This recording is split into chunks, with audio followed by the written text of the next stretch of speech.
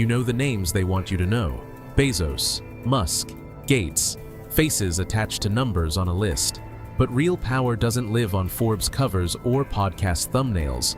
It lives in families you've never heard of, families that don't sell products, don't chase attention, and don't need recognition to shape your daily life. Their reach stretches from gold-sealed palaces in Arabia to the food on your table, the energy in your home, and the prices you pay without questioning them. Before we go further, like the video, subscribe to Zenith, and comment "Power" if you're locked in. Because today, we're exposing 10 families whose influence operates in silence. Families so embedded in global systems that even presidents move carefully around them. By the end, the way you see money, control, and the world itself won't ever reset back. The Koch family, America's quiet architects of power. They don't campaign, they don't hold office. Yet few families have shaped US policy as deeply or as consistently as the Kochs. With an estimated $68 billion net worth, their influence flows through Koch Industries, one of the largest private companies in the world. Energy, oil, fertilizers, polymers, paper goods, entire supply chains run through their hands.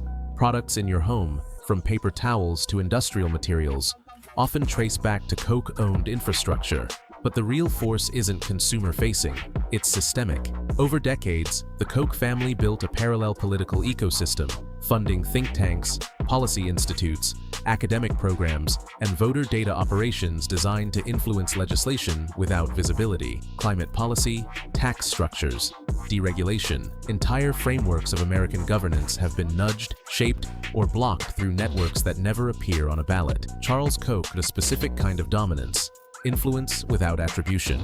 By keeping Koch Industries privately held, the family avoids shareholder pressure, media disclosures, and public accountability. Money moves quietly. Strategy stays internal. Outcomes appear organic. This isn't spectacle-driven wealth. It's infrastructure-level control. The Kochs aren't royalty in the traditional sense. They're something more modern, an invisible dynasty operating through capital, policy, and long-term positioning. They didn't just adapt to the system, they engineered one that works in their favor. Stay with us, because the next family isn't hidden in boardrooms. They're hiding in plain sight at the center of everyday retail life. The Ambani family, Asia's most visible concentration of power.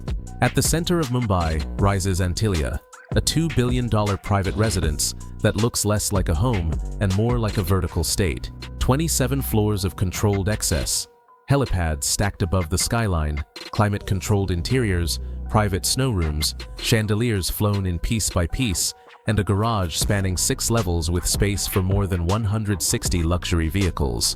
Antilia isn't just architecture, it's a declaration, a physical reminder of who sits at the top of India's economic hierarchy. Behind it stands an empire worth roughly $85 billion, built through Reliance Industries. Energy, petrochemicals, retail, telecommunications, green technology. Entire sectors of India's economy intersect with Ambani infrastructure. Under Mukesh Ambani, Reliance didn't just grow businesses, it reshaped markets. The launch of Reliance Jio rewired India's digital life, collapsing data prices, forcing global telecom giants to retreat, and bringing hundreds of millions online almost overnight. Their influence spills into culture just as easily. Ambani weddings aren't private events, they're geopolitical spectacles. Heads of state, tech CEOs, global celebrities, from Beyoncé to Coldplay, attend celebrations so large they shut down city districts. In these moments, business, politics, and spectacle merge into a single display of reach. But focusing only on luxury misses the real strategy. The Ambanis are investing aggressively forward. Solar infrastructure, hydrogen energy, artificial intelligence, next-generation manufacturing. This isn't legacy preservation, it's expansion. The goal isn't relevance today, but dominance tomorrow. Their capital is being positioned to anchor India's future economy across multiple decades. Yet even with all that visibility, the Ambanis aren't the final layer of power. Because while the world looks up at Antilia, there exists another kind of dynasty. Older, quieter, and far less interested in being seen. And that's where the next chapter begins. The Betancourt family, Europe's most discreet holders of power. Their name rarely trends, yet it underpins one of the most influential consumer empires on Earth. With an estimated $92 billion net worth, the Betancourts sit behind L'Oréal, the world's largest cosmetics company, a brand portfolio that reaches millions daily, while its controlling family remains almost invisible. The dynasty's modern foundation was shaped by Liliane Bettencourt, heiress to the company founded in 1909. She lived not as a public titan, but as a private presence, operating from a Parisian mansion filled with art, manuscripts, and silence. For decades, she was Europe's wealthiest woman, yet rarely seen, rarely heard, embodying a distinctly French approach to power, refined, distant, and shielded. That silence cracked in 2010. The Bettencourt affair pulled the family into public view, revealing allegations of political influence, offshore structures, and a deeply personal legal battle between mother and daughter over guardianship and control. Courtrooms replaced salons, headlines replaced discretion. Yet, even amid the turmoil, the core structure of the empire held firm. Today, control runs through Tethys, the family's private holding company, which manages their stake in L'Oréal, a global machine operating in more than 150 countries. From Maybelline to Lancôme, the empire extends beyond cosmetics into advanced beauty technology, AI-driven skincare, and pharmaceutical research. Innovation continues quietly, insulated from spectacle. At the helm now is Françoise Bettencourt Myers, Liliane's daughter and steward of the legacy. She avoids publicity, preferring cultural preservation over visibility. A patron of the arts, guardian of rare manuscripts, and major supporter of Notre Dame's restoration, her influence expresses itself through heritage rather than headlines. While others chase relevance, the Bettencourts cultivate endurance. Picassos and Rothkos hang behind unlisted doors. Decisions ripple through laboratories and boardrooms without attribution. Their power doesn't announce itself. It settles in over time. And yet, even beyond their reach, another family operates deeper still. Older, quieter, and far less willing to be seen. That's where we're going next. The Slim family, Latin America's invisible infrastructure kings. While other billionaires display power through yachts, jets, and glass towers, Carlos Slim built his dominance where almost no one looks, beneath cities, across borders, inside networks that modern life depends on. His wealth doesn't float, it connects. With a fortune hovering around $95 billion, Slim controls América Móvil and Telmex, companies that form the backbone of telecommunications for hundreds of millions across Latin America and beyond.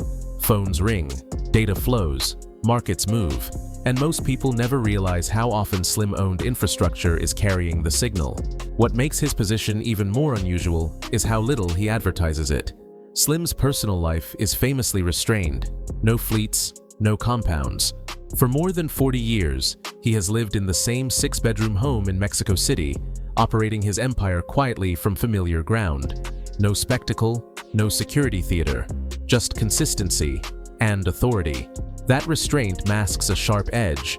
Through Grupo Carso, Slim's reach extends into construction, retail, banking, insurance, and mining, sectors rarely associated with his name publicly, yet deeply shaped by his capital. His strategy is blunt and effective: move when others panic. During the 2008 financial collapse, while markets recoiled, Slim invested $250 million into the New York Times.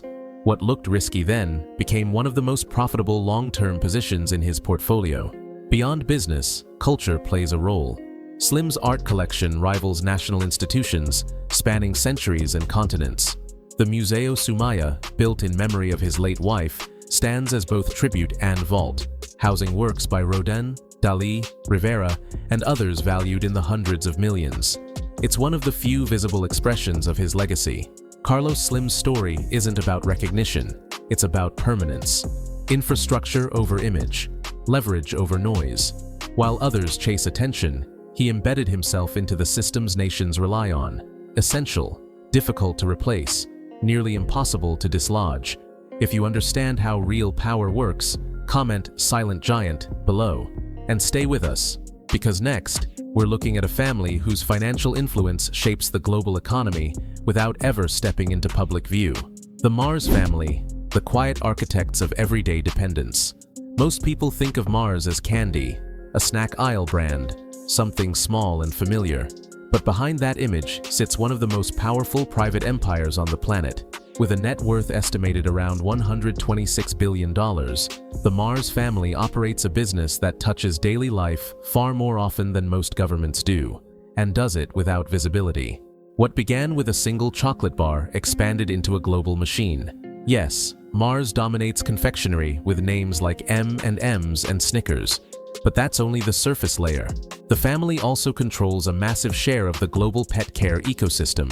Food, nutrition, medical care, brands such as Pedigree, Whiskas, Royal Canin, and Banfield Pet Hospitals all sit under Mars ownership. From what pets eat to how they're treated, Mars infrastructure quietly sets the standard. Their strategy goes deeper still. While other billionaires chased social platforms and consumer apps, Mars poured capital into veterinary diagnostics, animal health research, and long-term care technologies. These aren't flashy industries, but they're indispensable. By investing where dependency grows over time, the family embedded itself into a sector most people never question, but always rely on. Mars Inc. remains 100% family-owned, deliberately private, and structurally opaque. No IPO, no earnings calls, no media tours. Their headquarters in McLean, Virginia, operates with near-clinical discretion. Executives avoid interviews. Employees are trained to say little. Yet their reach extends from grocery shelves to medical facilities worldwide. Even their philanthropy follows the same philosophy. Donations flow through low-profile foundations focused on food sustainability, animal welfare, and long-term environmental systems, rarely attached to public campaigns or personal branding. Influence is exercised quietly, outcomes prioritized over credit. In an era obsessed with visible billionaires, the Mars family demonstrates a different model of dominance. Control without spectacle, scale without exposure, power that doesn't need to be seen to be felt. Stay with us, because next, we uncover a family whose grip on everyday technology is just as deep and even harder to trace. The Walton family, the engineers of modern consumption. Walmart isn't just a store, it's an operating system for everyday life. And behind it sits the Walton family, quietly presiding over a retail empire valued at roughly $250 billion, one that reshaped how the world buys, sells, and moves goods. What began in 1962 as a modest Arkansas discount store under Sam Walton evolved into the largest retailer on Earth. Today, Walmart operates more than 10,500 locations across 19 countries, moving products at a scale most governments can't match. Every minute, thousands of transactions flow through its system. Supply chains bend around it. Entire industries price themselves in relation to it. Walmart isn't competing in the market, it is the market. The real power, however, isn't visible on store shelves. It lives in logistics, data, and leverage. Walmart's distribution network dictates manufacturing decisions worldwide, from factory output to labor costs. When Walmart adjusts pricing or inventory strategy, entire regions feel it. That level of influence doesn't come from branding. It comes from infrastructure. Outside retail, the Walton family deploys capital with similar precision. Through the Walton Family Foundation, billions have been directed toward education reform, environmental conservation, and urban redevelopment. Projects like Crystal Bridges Museum of American Art in Arkansas, built with roughly $150 million, reflect a quieter form of cultural influence, shaping taste and legacy rather than headlines. Control of the empire remains tightly held. Rob, Jim, and Alice Walton operate through family trusts and long-term governance structures, rarely speaking publicly and almost never engaging in spectacle. There are no dramatic power struggles, no loud public personas, just continuity and control. Criticism has followed them for decades. Labor practices, wage disputes, and Walmart's impact on small businesses are constant points of contention. But scale has its own momentum. With annual revenue exceeding $600 billion, Walmart generates more economic output than many countries, making debate almost secondary to reality. The Walton family didn't build a luxury brand or a tech platform. They built the foundation of global consumer behavior. While others chase attention, they own the system that attention shops inside. Luxury, in their hands, isn't decoration, it's infrastructure. The Arnault family sits atop a fashion and lifestyle empire valued at roughly $240 billion, not by selling excess, but by defining what the world decides is worth wanting. At the center is LVMH, a conglomerate so vast it quietly governs the upper tiers of fashion, wine, jewelry, cosmetics, and hospitality. Louis Vuitton, Dior, Fendi, Tiffany, Dom Perignon. These aren't brands competing for attention. They are reference points. When LVMH moves, the entire luxury sector recalibrates. Bernard Arnault's dominance isn't loud. It's geographic. His presence is stitched into city centers across continents. From Paris to Seoul, from New York to Dubai, the most valuable retail real estate often carries his signature, whether consumers realize it or not. Luxury under Arnault isn't seasonal hype, it's permanence. Outside boutiques, the family's influence extends into assets that signal something deeper than wealth. Chateau Cheval Blanc produces wines that function more like financial instruments than beverages. The Bulgari Hotel in Venice isn't accommodation, it's control over one of the world's most symbolically valuable waterways. Even their 333-foot yacht, Symphony, isn't about spectacle. It's a floating assertion of scale and certainty. Succession is where the Arnault strategy becomes undeniable. Bernard Arnault didn't just build a company, he built continuity. His 5 children occupy key roles across LVMH, each embedded in different divisions, learning governance from inside the machine. There's no scramble for control, no public uncertainty. Power transfer is engineered, not hoped for. Behind the elegance sits ruthless operational discipline. LVMH acquires heritage brands, restructures supply chains, tightens distribution, and elevates margins with precision. Even during economic downturns, the group posts record valuations, proving that scarcity and storytelling outperform volatility. The Arnault family doesn't follow culture. They manufacture it, refine it, and sell it back to the world at a premium. In an age addicted to disruption, they've mastered something far more durable: taste as power. The Rothschild family, the original architects of invisible power.